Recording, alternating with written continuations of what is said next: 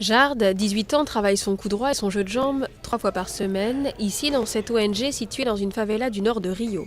La méthode de travail de l'association est originale, lutter contre la violence par le sport. La boxe peut être vue comme un sport de combat, mais c'est un sport qui permet aux jeunes de se développer à travers la discipline, à travers l'éducation, parce que ce n'est pas centré sur la force physique, mais plutôt sur la concentration et l'attention dont les jeunes ont besoin pour pratiquer un sport de lutte.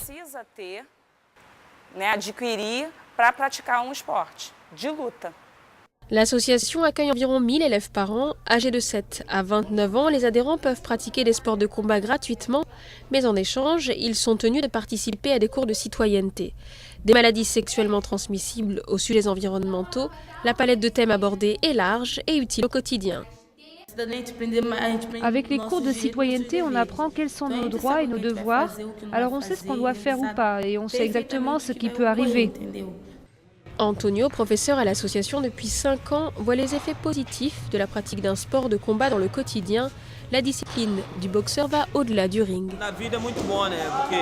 Un boxeur ne se bat pas, il ne boit pas dans les rues, il ne peut pas rater une nuit de sommeil. Être athlète, c'est déjà être éduqué. Quand Jard a intégré le programme il y a 4 ans, il avait arrêté l'école et plus rien n'allait dans sa vie. Sans ce programme, aujourd'hui, je serais certainement en prison, au coin de la rue en train de faire du trafic. Aujourd'hui, Jard a repris ses études et rêve de devenir journaliste. Un succès parmi d'autres pour cette ONG, mais qui reste marginale dans la favela. Le trafic de drogue et la violence omniprésents dans ces quartiers menacent toujours la vie des habitants. Le crime par arme à feu reste la cause la plus courante de décès chez les jeunes au Brésil.